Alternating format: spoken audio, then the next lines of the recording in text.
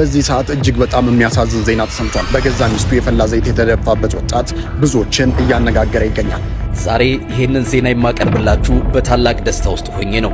ላለፉት 10 ዓመታት ባልጋ ላይ ሆና የሰው እጅ ስትጠብቅ የነበረችው ሕፃን ብሌን አሸናፊ ዛሬ አዲስ የህይወት ብርሃን ፈንጥቆላታል። ማገዝ እንችላለን የሚለውን ነው ያየነው። ወደ ልደት አካባቢ የተዘጋጀ ቤት አለ። ቁጥጥር እናስረክባለን። ሕክምናውን ለማገዝ ሁሉ ጊዜ እንደዚህ ከመንግስት በጀት ወሰነን መስራት የማንችላቸውን ባለሀብቶች ነው የምንጠይቀው። ሜድሮክ ኢንቨስትመንት ግሩፕ ሼክ መሐመድ አሊ አላሙዲን ገንዘብ እንዲረዱን ጠይቀን ረድተዋል። የግሸኗ ንግስት የግሸኗ እመቤት የሰራችውን ድንቅ ስራ ተመልከቱ። ዛሬ የካቲት 25 እንዲህ ሆኗል። የግሸን ተራራ ላይ ኑ ተመልከቱ። ይህ የምትመለከቱት ስንት ሰው ነው የሚጭነው? 31 ሰው ነበር። ተመልከቱ። አሁን ይሄ መኪና ወድቋል። አንድ ሰው ግን አልተጎዳም። አርሲ ላይ በተደጋጋሚ እየተገደሉ ያሉት የአርሲ ኦርቶዶክሶች አማራ ተወላጆች ናቸው። ሰላም ለእናንተ ይሁን። እንደምን አላችሁ? እንደምን ቆያችሁ? አሜን። አምላከ አበው ቅዱስ እግዚአብሔር ስሙ የተመሰገነ ይሁን። በዛሬው ቪዲዮ እንግዲህ የአዲስ አበባ ከንቲባ አዳነች አቤቤ ያደረገችው ነገር ብዙዎችን ያስደምም መነጋገሪያ ሆኗል። ምንድን ያደረገችው በዛሬው ቪዲዮ የማስመለከታችሁናል ማለት ነው። እንዲሁም ደግሞ ወደ ግሸን ማርያም ግሸን ደርበ ከርቤ ለአገልግሎት የሄዱ አገልጋዮቻችን ላይ አደጋ ደርሷል። ከአደጋው እንዴት ነው የተረፉት? ይህንን የግሸን ማርያም ተአምር የማስመለከታችሁናል ማለት ነው። እኒንና እንዲሁም ደግሞ በአርሲ በግፍ የተገደሉ ስላሉ ኦርቶዶክሳውያን እናያለን። አብራችሁን ቆዩ። ሰብስክራይብ ለምንድን ነው የማታደርጉት? አሁን ማርጉ። የአሩሲን እናቶች ኑና አላቅሳቸው። ማተብ ባንገት ማሰር ወንጀል ሆኖባቸው ስቃይ መከራቸው አሁንም ቀጥሏል። በእናት ሀገራቸው በጠራራ ፀሐይ ቤታቸው ተቃጥሏል። የሕፃኗ እናት ስለተገደለች የሚያጠባት ጠፍቶ ወድቃ ታለቅሳለች። እመጫቷ ወልዳ ልጇ ተገሎባት የሚጠባው አጥቶ ጡቷ ፈንድቶባት ልጄ ልጄ ልጄ ልጄ ልጄ እያለች ስታለቅስ አየዋት። ተፈልጎ ይሆን የእርሻ መሬታቸው? ተፈልጎ ይሆን መኖሪያ ቤታቸው? እስከ ዛሬ ድረስ መፍትሄ ያልተሰጣቸው ኦርቶዶክሳውያን ኧረ መላ እንበል፣ ኧረ መላ እንበል። አሁንም ያሉትን እንዳይጨርሷቸው። በዚህ ሰዓት እጅግ በጣም የሚያሳዝን ዜና ተሰምቷል። በገዛ ሚስቱ የፈላ ዘይት የተደፋበት ወጣት ብዙዎችን እያነጋገረ ይገኛል። በነቀምቴ ከተማ አንዲት ግለሰብ በትዳር አጋሯ ላይ በፈላ ዘይት ከፍተኛ ጉዳት ማድረሷ ተሰምቷል። በኦሮሚያ ክልል ምስራቅ ወለጋ ዞን ነቀምቴ ከተማ ውስጥ በሚኖር ወጣት አብዲሳ ረጋሳ ላይ በትዳር አጋሯ አማካኝነት ከፍተኛ የሰውነት ጉዳት መድረሱም ተነግሯል። ተጎጂ ወጣት አብዲሳ ረጋሳ ትናንት ምሽት የረመዳን የኢፍጣር መርሃ ግብር አጠናቆ መኝታው ላይ ጋደም ባለበት ወቅት ባለቤቱ ሳሙሳ እየጠበሰችበት የነበረውን የፈላ ዘይት በላዩ ላይ በመድፋት ጥቃቱን እንደፈጸመችበት ተነግሯል። በደረሰበት ከፍተኛ የቃጠሎ አደጋ ወጣቱ በአሁኑ ወቅት በሕክምና ውስጥ እንደሚገኝ የጤና ባለሙያዎች የጉዳቱ መጠን እየተከታተሉም እንደሚገኙ ተነግሯል። መረጃው የዋሱ መሐመድ ነው። ግጥም ልስጥህና ጻፍ አሉኝ። ትንቢት ነው ለካ እኔ አልገባኝም። ይሄ ወደፊት የሚገለጽ ነው። ጻፍ አሉኝ። እስከ ዛሬ ኖርኩኝ ቢደላኝ ባይደላኝ ቢከፋኝ ባይከፋኝ በል አሉኝ። ሁለተኛው ስንኝ ላይ ደግሞ እንዲህ ብለህ ጻፍ አሉኝ። እንግዲህ ተፈጥሮ ሰው ለሚሆን ይብላኝ በል አሉኝ። እንግዲህ ተፈጥሮ ሰው ለሚሆን ይብላኝ። ይህ በእንዲህ እንዳለ ከንቲባ አዳነች አቤቤ ምንድን ያደረገችው? ብዙዎችን ያስደነገጠ መነጋገሪያ የሆነ ጉዳይ ፈጽማለች። ምንድነው እየሆነ ያለው? እስኪ እንመልከተው ቪዲዮ። ከንቲባ ምንድን ያደረገችው? ዛሬ ይሄንን ዜና የማቀርብላችሁ በታላቅ ደስታ ውስጥ ሆኜ ነው። ላለፉት 10 ዓመታት ባልጋ ላይ ሆና የሰው እጅ ስትጠብቅ የነበረችው ሕፃን ብሌን አሸናፊ ዛሬ አዲስ የህይወት ብርሃን ፈንጥቆላታል። ክብርት ከንቲባ አዳነች አቤቤ ብሌንን ቤት ድረስ ሄደው ጠይቀዋታል። አባቷ አሸናፊ በጽዳት ሰራተኝነት እየሰራ ያለ እናት እርዳታ ብሌንንና መላው ቤተሰቡን የሚንከባከብ እውነተኛ ጀግና ሆኖ ተገኝቷል።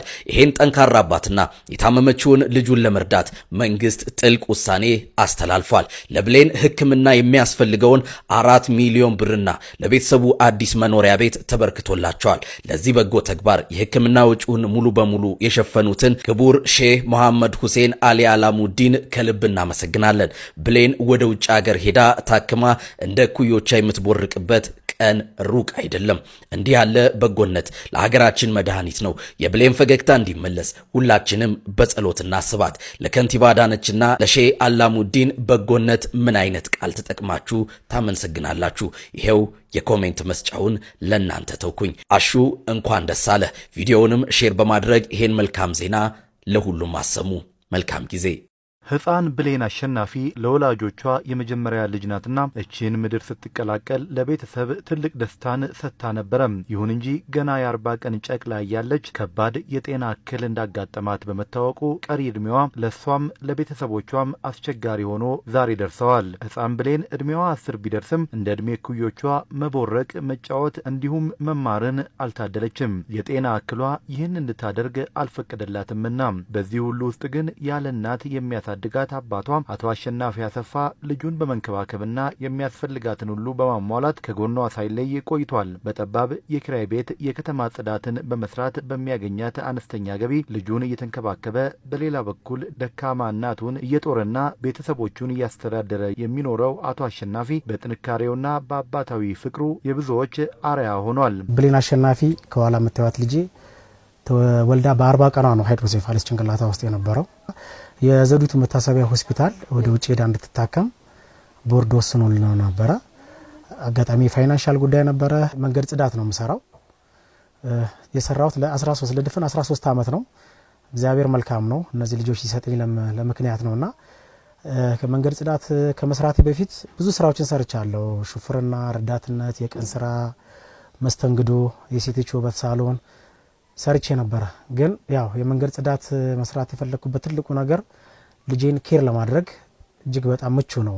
የሕፃን ብሌን ሁኔታና የአባቷ ጥረት በማህበራዊ ሚዲያ ሲሰራጭ ብዙዎች ልባቸው ተነክቷል። ታሪኩን ያዩትና የሰሙት የአዲስ አበባ ከተማ ከንቲባ ወይዘሮ አዳነች አቤቤ በሕፃኗና በአባቷ ታሪክ እንደ ማንኛውም ሰው ልባቸው ቢነካም አዝነው ብቻ ማለፍን አልመረጡም። ባለሀብቶችን በማስተባበር ሕፃኗ የተሻለ ሕክምና የምታገኝበትን መላ መፈለግን ነው የመረጡት። በዚህም ሚድሮክ ኢንቨስትመንት ግሩፕና ባለቤቱ ሼህ መሐመድ ሁሴን አላሙዲ ሕፃኗን ለማገዝ ፈቃደኛ ሆነው በመገኘታቸው ከንቲባ አዳነች አቤቤ በሕፃኗ ወላጆች ቤት በመገኘት የ4 ሚሊዮን ብር ድጋፍ እንዲሰጣቸው አድርገዋል። ሕክምናውን እንዴት ማገዝ እንችላለን የሚለውን ያየ ነው። ሕክምናውን ለማገዝ ሁሉ ጊዜ እንደዚህ ከመንግስት በጀት ወሰነን መስራት ማንችላቸውን ባለሀብቶች ነው የምንጠይቀው። ሚድሮክ ኢንቨስትመንት ግሩፕ ሼክ መሐመድ አሊ አላሙዲን ገንዘብ እንዲረዱን ጠይቀን ረድተዋል። የጤና ቢሮአችን ኃላፊ ደግሞ ዶክተር ዮሐንስ አለ። እሱ ደግሞ አሁን ጥሩ ሕክምና የምታገኝበትን ወረቀቷን ሁሉ ሰብስቦ ይዞ ወደ ውጪ እየተጻጻፈ ነው። ጥሩ ሕክምና የምታገኝበት ቦታ ላይ በአስቸኳይ አባቷ ይዟት ሄዶ እንዲያሳክማት ይኸው ገንዘቡን ይዘመተናል ማለት ነው። ድፍን 10 ዓመት ነው አደጋ ላይ የነበረችው። ሰበር ዜና። ከንቲባ አዳነች አቤቤና ሼህ አሊ አላሙዲን አንድ አስደናቂ ተግባርን ፈጸሙ። ለ10 ዓመታት በህመም አልጋ ላይ ለቆየችው ህፃን ከንቲባ አዳነች አቤቤ የመኖሪያ ቤት እንዲሁም ሼክ መሐመድ አሊ አላሙዲን የ4 ሚሊዮን ብር ድጋፍ አደረጉላት። በከፍተኛ የአንጎል ውስጥ ውሃ መቋጠርና የአንጎል ግፊት መጨመር ሃይድሮሴፋልስ ምክንያት ላለፉት 10 ዓመታት በአልጋ ላይ የቆየችው ህፃን ብሌን አሸናፊ ወደ ውጭ ሀገር ሄዳ ለምትታከምበት የ4 ሚሊዮን ብር ድጋፍ ተደረገላት።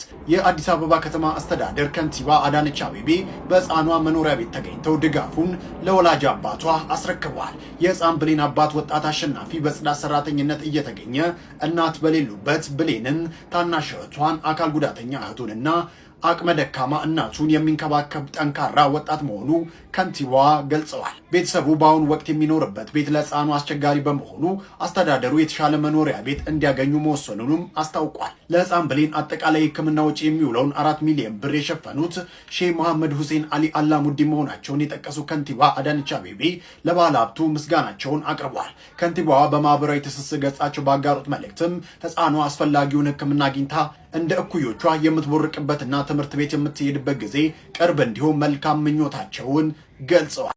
ይህችን የ10 ዓመት ብላቴና እንግዲህ በዚሁ በማህበራዊ ሚዲያ ነው ያወቅናት ማለት ነው። ማህበራዊ ሚዲያን በመልካም መልኩ ከሚጠቀሙ ሰዎች መካከል ብዙዎቹ እቺ ሴት እንዲህ አይነት የሕክምና ድጋፍ እንዲደረግላት እርዳታ እንዲደረግላት ወላጅ አባቷ እንግዲህ ብቻውን በመከራ በዚህ መልኩ እያሳደጋት ይገኝ ነበር ማለት ነው። እንግዲህ ከንቲባ አዳነች ይህንን በማድረጓ በእርግጥም እናመሰግናታለን። ሰዎች መልካም ነገር ሲያደርጉ መመስገን ይገባቸዋል። በአንጻሩ ደግሞ ትክክል ያልሆነ ስህተት የበዙ እንደሆነ ስህተት የሰሩ እንደሆነ ደግሞ ስህተታቸውን እንተቻለን፣ እንነቅፋለን፣ እንዲያስተካክሉ እንናገራለን ማለት። ስለዚህ አዳነች አሁን ያደረገችው ነገር መልካም ነው። በዚሁም ደግሞ ተያይዞ እንግዲህ በአርሲ ደግሞ የተጎዱ ህጻናት እየተገደሉ ያሉ እናቶች፣ አባቶች፣ አዛውንት፣ ወጣቶች አሉና ይህንንም ደግሞ የመጎብኘትና መፍትሄ የማፈላለግ ነገር ከእንዲህ አይነት ከንቲባዎች ይጠበቃሉ። እያንዳንዱ ርዕሰ መስተዳደር የሚሞቱ ህጻናት የሚታመሙ እንደዚህ ግድ ሊላቸው ይገባል እንጂ ላይላዩን ምርጫ ሰሞን ስለሆነ የምርጫ ቅስቀሳ የማድረግ ነገር ባይሆን ተገቢ ነው። ነገር ግን አዳነች አቤቤ በብዙዎች ዘንድ አድናቆትን አግኝታለች ማለት ነው። እንግዲህ እኛም ስላደረገችው ነገር በእርግጥም እናመሰግናለን። ማህበራዊ ሚዲያን በእንደዚህ ያለ መልኩ ነገር መጠቀምና እርዳታ የሚያስፈልጋቸው እንዲደገፉ የማድረግ ስራን ብንሰራ መልካም ነው። ግሸን ማርያም ምንድን ነው የተፈጠረ? ግሸን ደጇን ለመስራት እንግዲህ የተለያዩ ማቴሪያሎችን ይዘው የሄዱ ወንድሞቻችን አገልጋዮች የመኪና አደጋ ደርሶባቸዋል። መኪናው ተገልብጧል። ምንድን ነው የሆነው? እስኪ እንመልከት። የግሸን ተአምር ብዙ ነውና ተአምሯን እዩ ይለናል ወንድማችን ባሮክ። እስኪ እንመልከቱ። የግሸኗ ንግስት የግሸኗ እመቤት የሰራችውን ድንቅ ስራ ተመልከቱ። ዛሬ የካቲት 25 እንዲሆኗል የግሸን ተራራ ላይ ኑ ተመልከቱ። ይህ የምትመለከቱት ስንት ሰው ነው የሚጭነው? ስንት ሰው ነው የሚጭነው? 31 ሰው ጭኖ ነበር። ተመልከቱ። አሁን ይሄ መኪና ወድቋል። አንድ ሰው ግን አልተጎዳም። ስንት ሰው ነበር የጫነው? መገንጠያ ወርዷል። 27 ሰው። ስንት ሰው ነበር የጫነው? 27 ሰው። አንተ ከላይ ነበር? ከላይ ነበርኩ እኔ እና በቃ ታኮ እያደረግ ምናምን የተወሰነ ነገር ከላይ ተንሸራተተ። እሺ መጣ፣ እዚህ ላይ ጠቀለለ፣ ወደቀ። ምንም ነገር አንድ ሰው እንዲጫረር አለ። ምንም ሰው ግን መኪናው ሙሉ ነበር። ሙሉ በቃ 27 ሰው ጭኗል። እግዚአብሔር እያልኩ እና የሷ ተአምር ነው። በቃ የሷ ያን እንጂ እሱ ጭኗል። ማርያምን የእመቤታችን ነው ያጀሱ የእመቤታችን እየወጣ ነበር። በቃ ላይ ሲወስ ደከመበት። ያው ሹፌሩን ጎበዝ ነውና ተቀለለው። ኦኬ እንጂ ወደ ገደልም ላይ ወድቅ ይችል ነበር። አዎ ሊሄድ ይችል ነበር። ሄዷል። በቃ ከሄደ በኋላ ነው ጠቅልሎ ወደ ጥግ ያመጣው። ተመልከቱ። ሙሉን የመኪናውን ሙሉን ፓርት ላሳያችሁ። ኑ አንዴ ተመልከቱ። ሙሉ መኪና ነው የተኛው። አንድ ሰውም አልተጎዳም።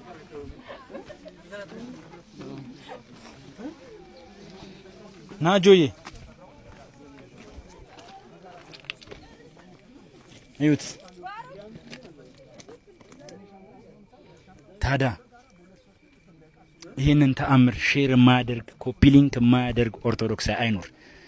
እመቤታችን ወላዲተ አምላክ ትጠብቀናለች ስንል ተረት ለሚመስላችሁ ሰዎች ኮፒ ሊንክ አድርጋችሁ አድርሱልኝ። በደንብ አሳዩ።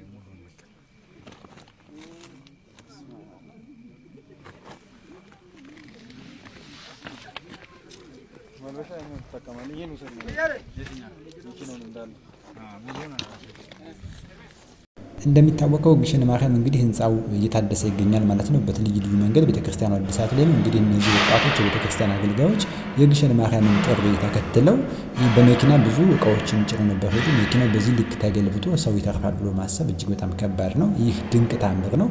እንግዲህ ወላዲተ አምላክ ለእርሷ ለቤቷና ስሟን ብለው ለወጡ አገልጋዮችን አላሳፈረችም። በዚህ አይነት ድንቅ ታምር ወላዲተ አምላክ መብርሃን ቅድስት ድንግል ማርያም ታምሯ ብዙ ነው። በዚህ ልክ በሌሊት በዚህ ውድቅት እንግዲህ እንዲሆኑ ወድቆ መኪናው ተገልብጦ ምንም ሰው ከዚህ ሁሉ 35 ምናምን ከሚይዘው መኪና ውስጥ እንግዲህ አንድም ሰው ምንም አይነት ጭረት በሰውነቱ ላይ ሳይደርስበት ያለ ጉዳት ወጥቷል ማለት ነው። እጅግ በጣም ድንቅ ነው። እንግዲህ ምልጃዋን ለምናምን ለኛ ይህ ተአምር የድንግል ማርያም እንደሆነ እናምናለን።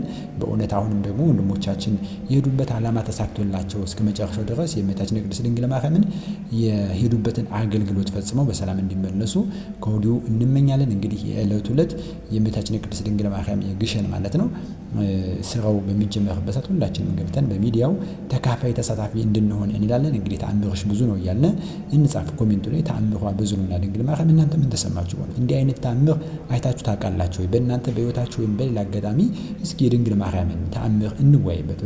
በኮሜንት ላይ የደረሳችሁን ተአምር የተሰማችሁን በዚህ መልክ እነባሮክ እንዲህ አይነት ነገር ሲገጥማችሁ ምን ተሰማችሁ? እጅግ በጣም አስደንግጭ ነው። እኔ ደንግጫለሁ። መኪና በዚህ ልክ ተገልብጦ ያውም በምታዩት በዚህ ድቅድቅ ሌሊት ሰው ይተርፋል ብሎ ማሰብ እጅግ በጣም ከባድ ነው። ያው እግዚአብሔር በብዙ ያስተምራል፣ ምህረቱ ብዙ ነውና በምህረቱ በጠብቆቱ ከልሎ ወንድሞቻችንን ጠብቆልናል ማለት ነው። ለዛሬ ነበረኝ መርሃ ግብር ይህን ይመስላል። ሰላም ለእናንተ ይሁን። ሰላም ቆዩ።